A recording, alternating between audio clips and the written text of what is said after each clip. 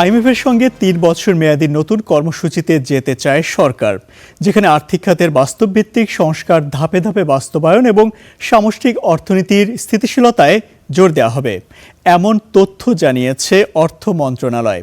এদিকে আগামী ৫ বছরের জন্য বাংলাদেশকে $৫ বিলিয়ন সহায়তার পরিকল্পনার কথা জানিয়েছে এডিবি।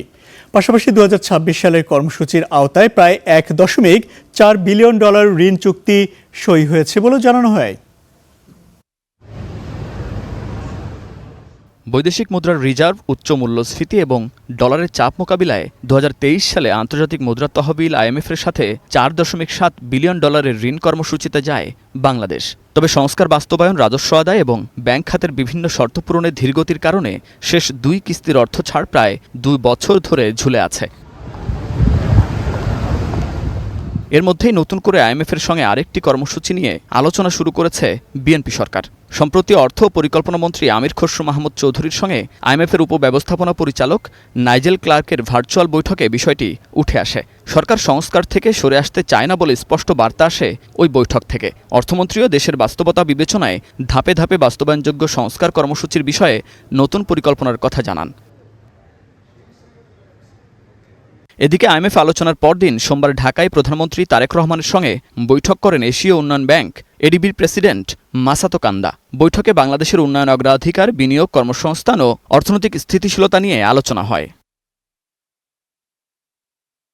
যেখানে আগামী ৫ বছরের জন্য $৫ বিলিয়ন সহায়তার কথা জানিয়েছে এডিবি। পাশাপাশি ২০২৬ সালের কর্মসূচির আওতায় প্রায় $১.৪ বিলিয়ন ঋণ চুক্তি সই হয়েছে বলেও জানানো হয়। এছাড়া এডিবির বার্ষিক সহায়তা ২ বিলিয়ন থেকে বাড়িয়ে $২.৪ বিলিয়ন উন্নীত করার পরিকল্পনা রয়েছে সংস্থাটির।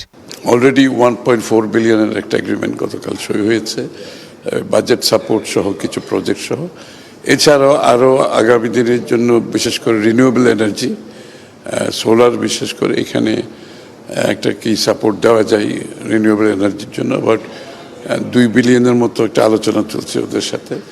নর্থ বেঙ্গল থেকে শুরু করে চট্টগ্রাম পর্যন্ত একটা ইন্টিগ্রেটেড ডেভেলপমেন্ট প্রজেক্ট, এখানে অনেকগুলো গ্রোথ সেন্টার থাকবে।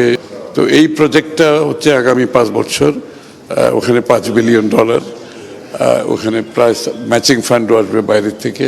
বৈদেশিক ঋণ নির্ভর অর্থনীতির এই সময়ে আইএমএফ ও এডিবির নতুন সহায়তা বাংলাদেশের অর্থনৈতিক চাপ সামাল দিতে গুরুত্বপূর্ণ ভূমিকা রাখবে বলে আশা করছে সরকার। Munnaf Rashid, Star News, Dhaka.